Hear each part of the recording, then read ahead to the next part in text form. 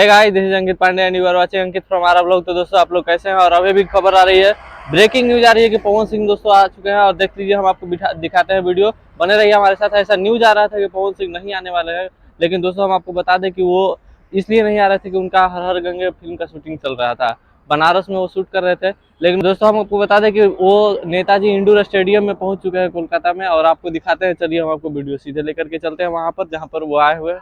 तो चलिए हम लेकर के चलते हैं, अंदर से भी आपको दिखाएंगे स्टेडियम को और किस तरह सा है, और पूरा तैयारी दिखाते हैं हम आपको अंदर से। बने रहिए हमारे साथ और वीडियो को लाइक कीजिएगा, शेयर कीजिएगा, सब्सक्राइब कीजिएगा। और जितना भी आते हैं स्टार ना, तो उसको हम पूरा दिखाते हैं। बने रहिएगा हमारे साथ और चलिए हम आपको दिखाते हैं फुटेज जो पवन सिंह आए हैं उनका रिकॉर्ड किया।